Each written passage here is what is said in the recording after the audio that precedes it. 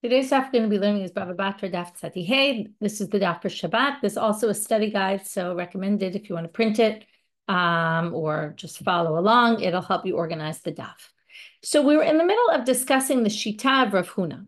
Okay, Rav Huna had this opinion that if you added extra, remember our Mishna is talking about adding all sorts of extra things to the wheat. Let's say if we have garbage mixed in, like dirt, pebbles, things like that, or possibly other grain or other legumes.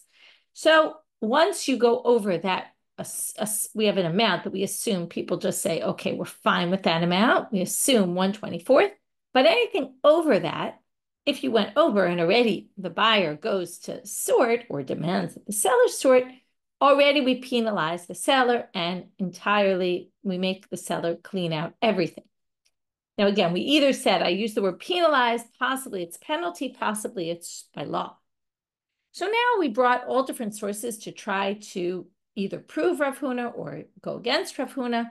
So now we're up to the source, which I think it was the fourth. Go back to that siman if you're on Kol Trei Shtare. Yeah, it's the fourth. Yeah, we have 4, 5, and 6 we're going to deal with today. Tashma, I'm going now back to the bottom of Tzadi Dalet Amud Bet. The Tani Rabin Bar Rav Nachman, Lo et hamutar b'vad u'machzir ela machzir lo et kol harevi'im kulan. If you remember, we had a case where I sold you land and I gave you too much or too little. If it's a reva kav per se'ah of this field with 30 se'ah in it, then up till that amount, we assume, remember we said that the seller says, give or take. So that's the give or take. But as soon as you go over that amount, machzirit kol harevi'im kulan, then all those quarter kavs times 30, because we had a field that was with a core, which was 30 se'ah, all those quarters get returned, meaning that whole amount that you took too much, you have to return the whole thing to me. Right? From here, it sounds just like Rav Huna. Once you go over, you have to return everything. To which the Gemara says, what? You're comparing two very different things. Now, well, it's true, he said, give or take, mihu revia lo chashi, right? Up to a revia, a quarter kav, that's just not important. And when you say give or take, that's really what you meant. But yet, revia chashiv, once you already have a revia, though, a quarter kav, that's already significant in and of itself. And now some people have this, some people don't. The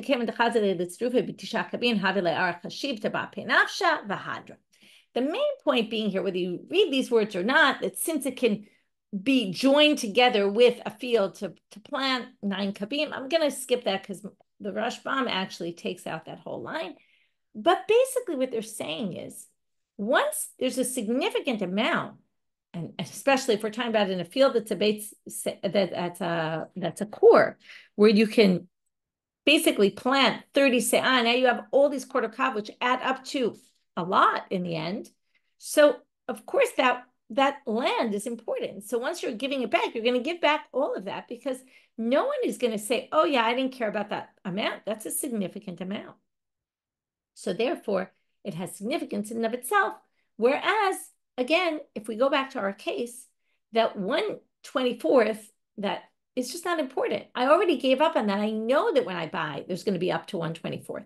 So I really gave up on that. But this quarter kav, which can join together with a bigger field, I can actually plant things in there. That's already has significance. So again, once I got over the quarter kav, then we have to return all of it. Tashma. Fifth source, ha'ona'ah, hachot mishtut nikne b'mekach, nikne mekach. Anything less than a sixth, if I overcharge you, exploit you in a deal, then the sale is a good sale because we assume people give up on one, assume that there might be a differentiation of a little bit, up to a sixth. Yotir mishtut, if it's more than a sixth, batel mekach, then the whole thing is canceled. That's already going to be our main thing. You went over a sixth, what happens? The whole sale is canceled. We don't say the seller just gives back the part they overcharged. That sounds just like Rav Huna.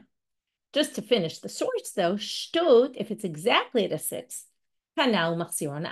At exactly a sixth, the sale goes through and you return the part you overcharged the person.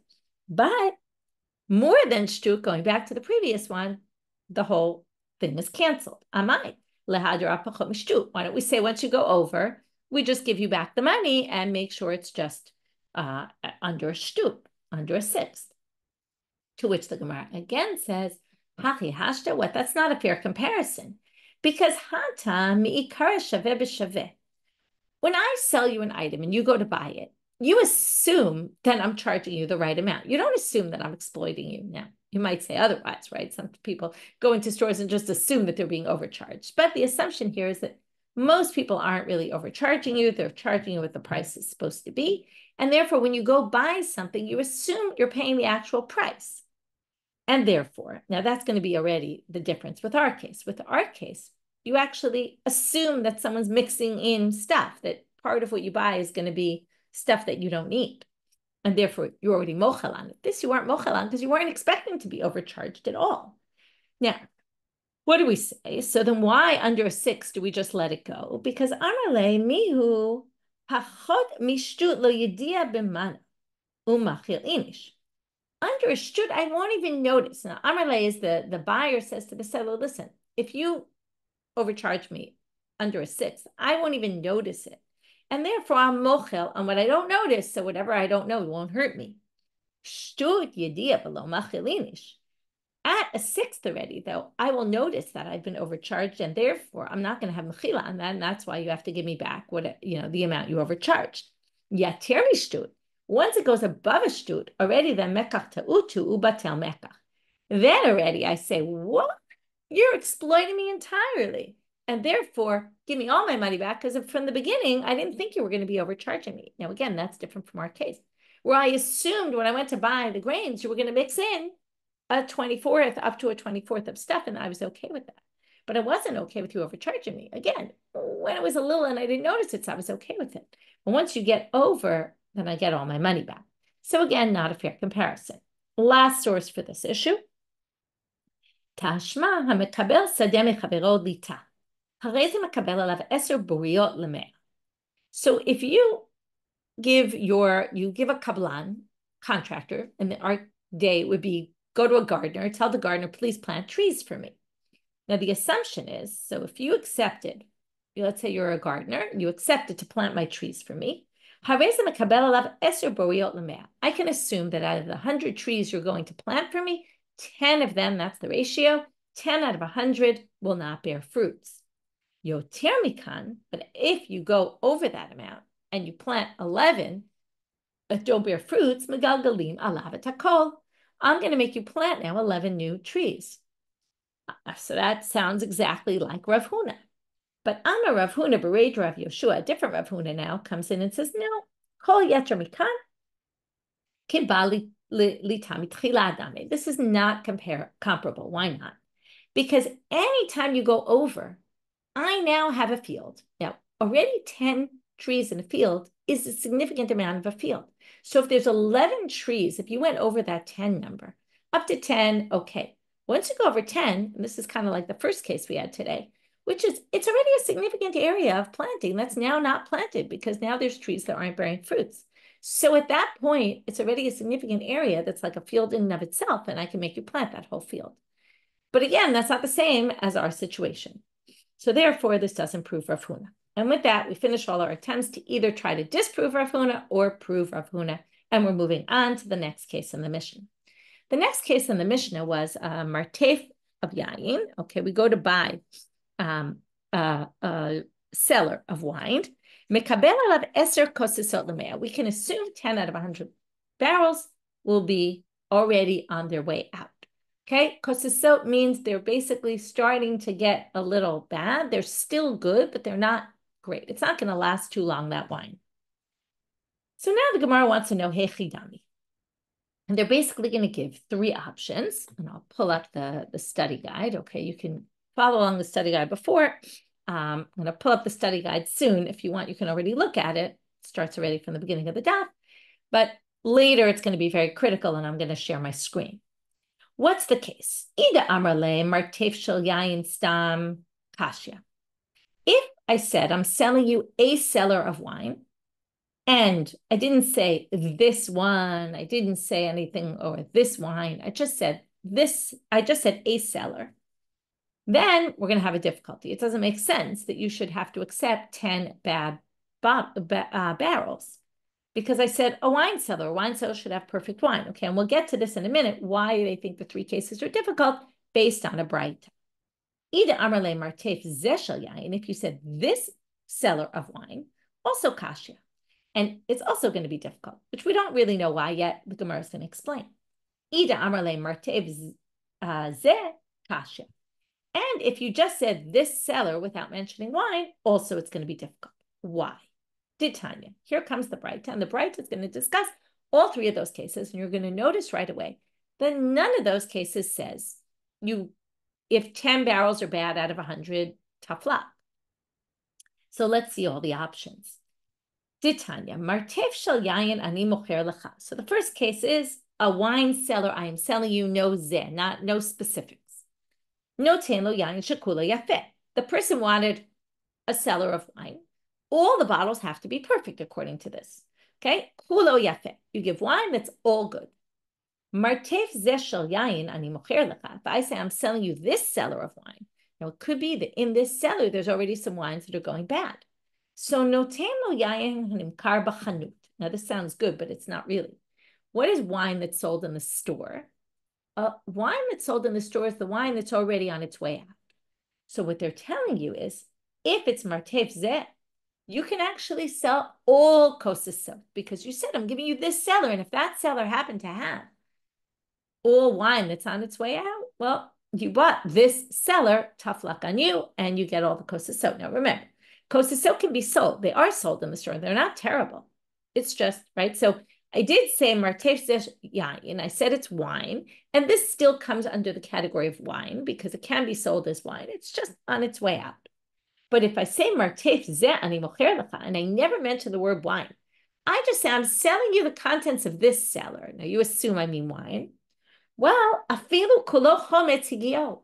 If all the wine turned to vinegar, since I never mentioned the word wine, you're stuck with a wine cellar full of vinegar because I never said. Now, all of this is based on, or at least the second two parts, the buyer wants to get the wine, has to prove I was promised perfect wine. And in case number 2, you weren't necessarily promised perfect wine. In case number 3, you really weren't because you never even said the word wine in the agreement. So that's why the seller has the upper hand.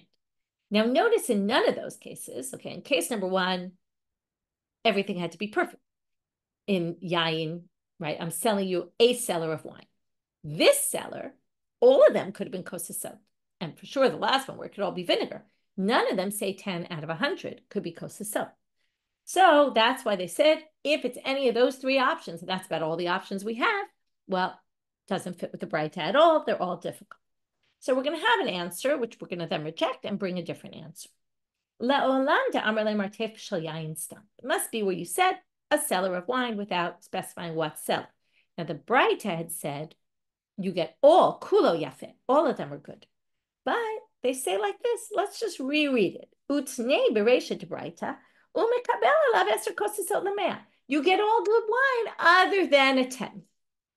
And they reread it. We'll soon reject this, but right now, let's assume very often we amend texts of braita Mishnah, so we can amend it this way. But the Gemara says, really? Ubistami mekabel? Okay, we're going to have 2 difficulties. The first one will resolve, the second one we won't, and that's what we're going to move on to a second answer. If I just say stam, I'm going to buy a cellar of wine, or you say to me, I'm buying a cellar of wine from you, mi mekabel? Do you really have to accept 10 out of 100 bad ones? Rabbi Chia brought a braita that says, he also said, sounds like it all has to be good, right? If you sell, now what's the case here? It's not a cellar. It's if you sell a barrel of wine, you have to give a barrel full of perfectly good wine. And clearly there, we're not talking about where a 10th of it was bad. There is no such thing really. So they say, oh wait, well, obviously there you have to sell them a perfectly good barrel of wine because shani chavit kula chal chamrahu. You can't have a barrel where a 10th of it is bad and the rest of it is good. The wine just all mixes in and it'll ruin all the wine. So The barrel case is not comparable to the cellar, in which case, okay, we're done with that. That comparison is not, that difficulty is not really a difficulty because it's not the same situation, and that doesn't lend itself to having a percentage. If it's barrels, you could have one barrel that's bad out of 100, or 1 out of 10, 10 out of 100, but it wouldn't work in one barrel. Okay, second problem. Hatane Rav Zevid. But wait, Rav Zevid has another issue. Okay, or the braita that Rav Zevid, it's not that Rav Zevid has an issue, the braita that Rav Zevid brought is going to raise an issue. Why? Hatane Rav Zevid b'debei Rabbi Yoshaya. He had a braita from the school of Rabbi Yoshaya. Martef shel yayin ani mocher lecha, noten lo yayin shekulo yafeh. Now here it says it again explicitly that a martef of yayin, you get yayin shekulo yafeh. Now, till now we said, well, maybe when it says, and I'll pull up the screen already, I'll share my screen and I'll show you, in the braita that we had, we said, Martef shel yayin ani mocher lecha, noten lo yayin shekulo yafeh. But what did we say in the end? The yayin shekulo yafeh really means, but you get 10 kosasot lemeh. Okay, they just didn't give you all the details. The problem is we won't be able to do that with Rav Zevid, because Rav Zevid says, in the same case, now here it's not a chavid, it's a martef, or in the exact same case. Martef shel yayin ani mocher lecha, you get yayin shekulo yafeh. Okay? You get perfectly good wine, which we're going to see is definitely perfectly good wine, which is going to basically say we can't explain our braita that way, at least in light of the braita that Rav Zevid brought. Because the next case is, Martef ze shel yayin ani mocher lecha. If I say I'm selling you this wine cellar, noten lo yayin shekulo yafeh, umekabel alav 10 kosasot lemeh. Now in this case, you get yayin shekulo yafeh also, but you have to give good wine. Okay, there, Rav Zevid clearly disagrees. But it says here, mekabel alav 10 kosasot lemeh. And then he continues to say, and here comes the big line, okay, and this Rav Zevid must have added, Bizehu otzar sheshanu rabotenu b'Mishna. Otzar means the martef. And this was the martef that the Mishna had talked about, meaning the case in our Mishna is martef ze shel yayin ani mocher lecha. It's not martef shel yayin. Martef shel yayin, really, you have to provide perfectly 100% good wine. All of the wines have to be good. Only in the case of martef ze shel yayin, if I say this specific one, then you get 10 kosasot lemeh. Now, obviously, we're going to have a problem because, okay, now what they're going to say is, before we get to the problem, let's just explain. So we'll do one more line and then we get to the answer. Okay, again, let's just review. Our question was, what's the case of the Mishnah? Hechidami. If we say martef shel yayin stam, it's a difficulty. If we say martef shel yayin zeh, it's martef zeh shel yayin, it's difficult. If you say martef zeh, it's also difficult. And why? Because of the braita. So then we said, well, maybe the first line of the braita, you get yayin shekulo yafeh means yayin shekulo yafeh, but 1 in 10. 10 out of 100 could be bad. But now, based on what Rav Zevid says, you really can't read the Mishnah that way, because Rav Zevid said clearly the Mishnah is martef zeh shel yayin, and therefore ela matnita nami de amar lezeh. Our Mishnah must be, as Rav Zevid set it up, that the case of the Mishnah is martef zeh shel yayin ani mocher lecha. If you say, I'm selling you this cellar of wine, you have to provide good wine, not like the braita said, you get yayin and karbachanut, it could all be bad. In a minute, we're going to say, well, how do we understand that braita? So don't worry, we're going to get back to the first braita in a minute. But of the wine that you have to provide that's good, though, since you said this cellar and this cellar haven't had some bad wine, you can get away with giving 10 bad barrels. But the Gemara is going to say, okay, you've resolved one thing. We now have an answer to the question based on what Rav Zevid said. However, kashya zeh. But one braita says, if you say martef zeh, here I highlighted it in yellow, martef zeh shel yayin, you get all kosasot, all wine that's going bad, that can be sold in the store. And in the braita of Rav Zevid, it says you have to provide good wine, just 10 out of 100 could be bad. So how do we resolve this contradiction? To which the Gemara answers, they must be talking about two different scenarios. Hada amar leila mikvah, hada lo amar leila mikvah. Mikvah was some sort of dish. They would make a cooked dish. Okay, and what is the story with a mikvah? Well, if you want to cook with your wine, what's the issue? You only use a little bit when you cook. So you're going to want this to last a long time. That means you don't want any wine that's going bad because it's going to go bad and you won't have it. If you're using it to drink, you can drink that wine relatively quickly. You don't mind. So it all depends what the buyer said. Did the buyer say, I'm buying it for mikvah? Or did they say, I'm not, right? They didn't say, I'm buying it for mikvah. So let's go now through the cases. Excuse me. Okay. Rav Zevid de Amar Leila mikvah. So Rav Zevid is, why does Rav Zevid say this? Because Rav Zevid has a higher standard. Rav Zevid says, okay, they both say if it's martef of yayin, you have to give all good wine. Now, remember, in our first attempt to answer the question of what case is the Mishna, we thought that this was the case of 10 and 100 could be bad in the first braita, but we rejected that already. So both of them think you have to give perfectly good wine. The difference between them is in the second case. In the martef zeshel yayin ani mocher lecha, and I'm going to sell you this cellar, this wine cellar. Then, according to the first braita, okay, let's go with Rav Zevid because that's what the Gemara is on right now. Rav Zevid said, if the buyer said, I want it for mikvah, then I have to give you yain shekulo yafeh, other than 10 kosas sod lemea. Since I said this cellar, I'm allowed to give you 10 bad ones. But the braita, the braita was, you were just going to drink it. You didn't say I need it to last for a long time, in which case I could give you wine that's starting to go.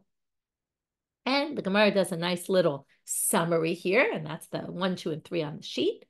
Hilkach, therefore, we can infer from here the following things, which is going to lead us to one fourth thing they don't mention, which we're going to have a question about. Martef shel yayin, if it's just, I'm selling you a wine cellar, V'amar lemikvah, and I said, and I want it for this dish, for cooking. Okay, because remember, wanting it for cooking means I want it to last long. So of course you have to give me yain shekulo yafeh. Martef zeh shel yayin v'amar lemikvah. If you say already though, this cellar I want to buy of wine, and I want it for cooking, then again, you have the higher standard. That's Rav Zevid. So I still have to provide you with great wine. I can just give you 10 out of 100 that are bad. But martev zeshel yain v'lo amar le'lemikvah, going back to braita 1, if though it's martev of this martev, and you didn't say you wanted it for cooking, no tano yain hanim kar b'chanut. I could just give you wine that we buy in the store. Okay, meaning I can give you all kosas. And that explains almost all the possibilities. What possibility, though, wasn't explained? They asked the question, Martef shel yayin v'lo amar le'lemikvah mai. But now, remember, if you just say a wine cellar without specifying, both the first braita and the second braita said you get wine that's perfectly good. But now if we say that the first braita is referring to a case of not mikvah, where you don't need it all to be good because you're not, right? In the case of martev seh, when it's lo lemikvah, I could give you all kosasot. So now we want to know, what's the case here? If you didn't say you need it for the long term, and you said just randomly a wine cellar without my specific wine cellar, while the braita says noten lo yain shekulo yafeh, the question is though, maybe I still could give you 10 out of 100 bad ones because you anyway are going to get rid of it soon, right? You didn't say I need it for the long term. So what's the answer? To which we say, Pliga bar Rav Acha v'Ravina. There's a debate between Rav Acha and Ravina. Chad Amar, we don't know who said what. Chad Amar mikabel, v'chad Amar lo mikabel. One says you accept 10 kosas sod lemea, and one says you don't accept 10 kosas sod lemea. So one says you have to give perfectly good stuff, and one says you don't. Why? Okay, so now, Manda Amar Mikabel, the one who says, I can give you 10 out of 100 bad ones, even though the first braita seemed to say not. But how did he get there? Well, Diyek mi Rav Zevid.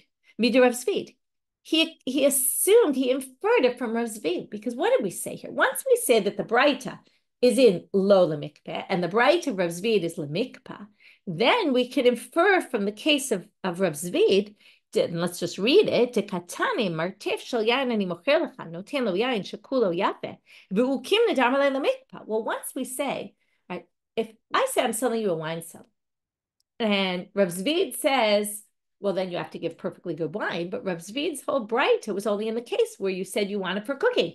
Maybe that's why I have to give you all good wine. Tama damar le lemikpa, because you said lemikpa. Let's remember, and this is very important, because it was a contradiction in line number 2, we had to come up with this resolution that Rav Zevid is talking about lemikpa, and the braita is not lemikpa. But then what do we do with case 1? Because if Rav Zevid is talking about only a mikpeh, then halo amar le mikpeh makabel. Sounds like, well, the law will always be more lenient if you didn't say le mikpeh. So if you said, I need it for cooking, I have to give you perfectly good bottles. Well, if not, maybe I could give you 10 out of 100 bad ones. And that's the first approach, to derive it from Rav Zevid. Obviously now, manda amar lo makabel, the one who says no way, no how, even, right, if you said, I don't need it for the long term, you didn't say that, right? So you don't need it for the long term. I still have to give you perfectly good wine. Why is that? Diek mi braita, because that person, okay, again, we don't know, was it Rav Acha or who was it, Rav Acha and Ravina? Well, diek mi braita de katani, because in the braita, which we said is not in a case where the person said, right, the person didn't say, I need it for cooking. Martev shel yain ani mocher lecha, noten lo yain shekulo yape v'ukimna de lo amar le mikpa. So there you have it. It says, you didn't, right? Again, once we understand line 2 to be in a case where you didn't need it for cooking, line 1 must also be in a case where you didn't need it for cooking, and yet it still says you have to give perfectly good wine. So deriving from that braita, you would get to the conclusion that lo lemikpa, you would still need to provide perfectly good wine. Okay, that makes a lot of sense, but what's the problem? Well, the problem is we tried to reconcile these two to work together. So now they each contradict each other. So now we're going to say, we're going to go back, and this is the chart at the bottom of the page. So we have here, right? What's the halacha? In other words, if we go through the last chart on the page for a minute, martef of wine that you didn't say lemikpa, one said you're makabel 10 out of 100. The other one said you can't provide 10 out of 100 that are bad. Which braita did they each learn it from? So the first one from Zevid and the second one from the first braita. Now we're going to have to explain how each of them explains the other source that they didn't rely on. How are they going to read that source then? Because each source supports one reading, which then means it goes against the other reading. So lamanda diet mi Rav Zevid kasha braita. So the one who inferred from Rav Zevid that it must be you can give 10 out of 100 bad ones because of Rav Zevid's braita. What's he going to do with the first braita? Where we said again, the first braita is a case of lo lemikpeh, and it says you have to give perfectly good wine. So how can you say you can give 10 out of 100 that are bad? To which they answer a classic answer of the Gemara, which is Chisura mechasre v'hachi katani. There's words missing in the braita, and this is how it should read. V'hachi katani. So you have case 1, martef of yain ani mocher lecha. You have to give perfectly good wine, to which they add the words, ba'med dvarim amurim. What is the case here? De amar le lemikpa. Now we said the braita, the first braita was talking about lo amar le lemikpa. Right? You didn't say you were cooking with it, but that was all to explain the problem of case number 2 in the braita. So now we're going to say, well, actually, it's talking about both cases. The first line is talking about when you said I need it for cooking, and that's why you have to provide perfectly good wine. From there, what can you infer? Exactly what we infer from Rav Zevid. Halo amar le lemikpa makabel, right? But if you didn't say lemikpa, then you can, right? Then if you didn't say I need it for cooking, you can give 10 bad ones out of 100. And then it continues with a case of lo amar le mikpeh, because already we just got there, right? We did a transition. We started with mikpeh, we moved on to lo le mikpeh, and martev zeh shel yayin v'lo amar le mikpeh noten lo yayin hem nekar b'chanut.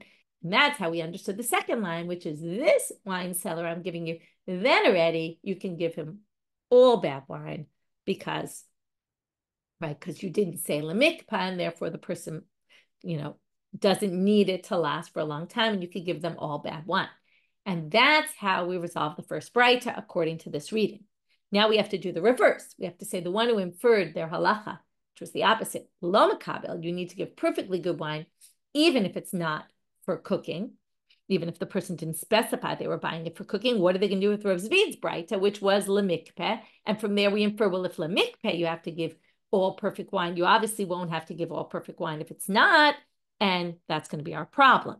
So Lamanda diet mi braita kasha to Rav Zevid. How's he going to explain Rav Zevid? Ukimna. What's the problem with Rav Zevid? Because Rav Zevid's braita ukimna de amarle lamikva. Because we said Rav Zevid's braita is when you said I need it for the long term. Halo amarle lamikva makabel. Sounds like if you didn't say I need it for the long term, then you could give some bad wine. To which they answer, no. Let's read Rav Zevid differently. Hu adin da afagav de lo amarle lamikva lo makabel. It's true we said Rav Zevid's braita was for the mikveh, but that's for case number 2 because of the contradiction with the first braita. But case number 1 could be lemikveh and lo lemikveh. And the fact that we said that Rav Zevid is lemikveh and the braita is when you didn't say lemikveh, well, that's mishum de kasha zeh. That's only because of the contradiction between the braita, right? Case 2 in the braita and case 2 in Rav Zevid's braita. But the first case we could still say is talking about both the mikveh and not the mikveh, and therefore we have no contradiction. So that's how we managed to resolve each of these opinions. Again, this was all to say in that, right? The Gemara inferred 3 cases and then said, but what about the 4th case? What about a martef shel yayin and you didn't say the mikveh? We had a debate between Rav Huna and Rav Huna. Can you give 10 out of 100 or can't you?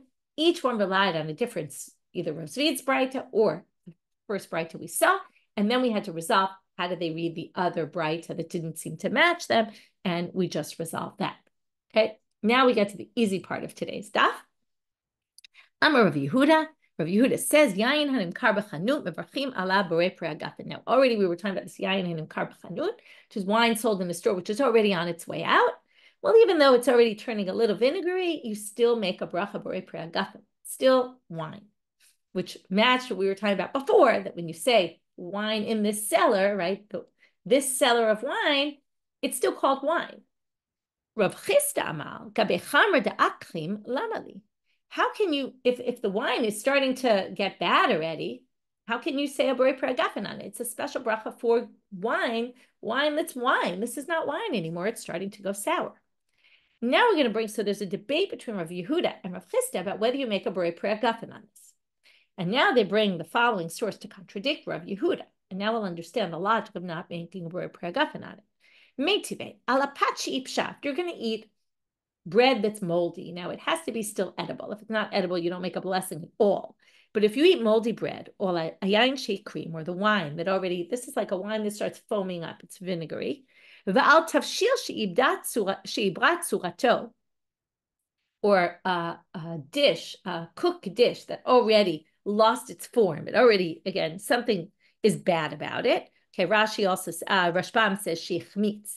Okay, it already got bad. It tastes, spoiled, as we would call it.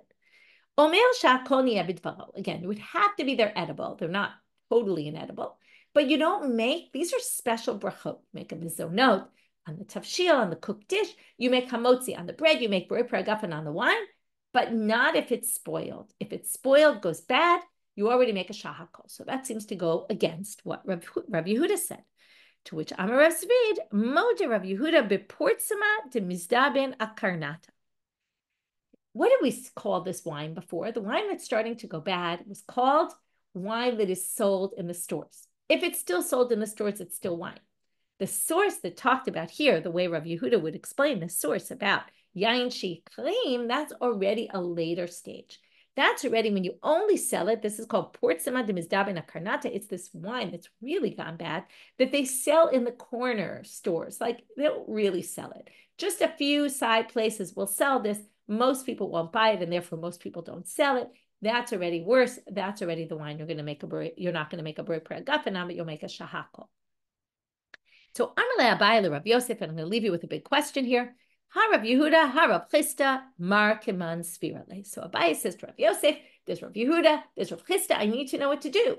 First of all, it's interesting Abai says this. Abai, we've talked about, was poor. Makes sense that he would end up often with wine that's kind of on its way out. So he would buy the cheaper stuff. And he wants to know, what do I do? To which he answers, Amalei Matnita Yadana. Rav Yosef says, you know what? I will learn this out from a braita. You'll have to wait till tomorrow's daf to hear how he gets it from this braita. And are we going to get to an answer? So let's review our daf. We started with the 3 last sources that we brought to try to prove Rav Huna's statement about the if you already went over and put too much impurities into mixed in bad stuff into the grains, then you have to get rid of everything. But in each case we rejected and said, no. It's not the same situation. Just because we do it there doesn't mean you would do it here. Then we moved on to the martef of wine, and we said, well, what's the case? Is it wine, a wine cellar? Is it this wine, the wine in this cellar? Or is it this wine? Is it this cellar? And none of those seem to work with the braita, because the Mishna says 10 out of 100, and the braita seems to say either all could be bad or none could be bad. And we didn't really understand how that worked. We brought one answer, which we then rejected by amending the Mishna and kind of adding what they really meant was, the braita, adding what they really meant was all good other than 10. But then we rejected that, and then we said, well, it must be based on Rav Zevid's braita. From there, you could see it's actually not case one, wine in a cellar, but it's actually this cellar of wine. Then you could give 10 out of 100 that are bad. And we said, well, those two braitot contradicted. So we had to say one is in a case where you said, I want it for the long term for cooking, and the other was a case where you didn't say that. And then we had to just work out, though, what the halacha would be in a case where you said a wine cellar without saying a specific wine cellar, and you didn't say you want it for the long term. Do you still have to provide perfect wine or not? And we had two answers depending on whether you derived it from the braita or from Rav Zevid's braita. And then we had to resolve what does each do with the other one, which seems to indicate otherwise. And then we ended with this machloket Rav Yehuda and Rav Chisda about wine that is sold in the stores. Do you make a braita gafen on it or not? And how did that work with the other source that seemed to go against Rav Yehuda? And with that, we'll finish for today. Wishing everyone a Shabbat Shalom and a Shabbat Tov.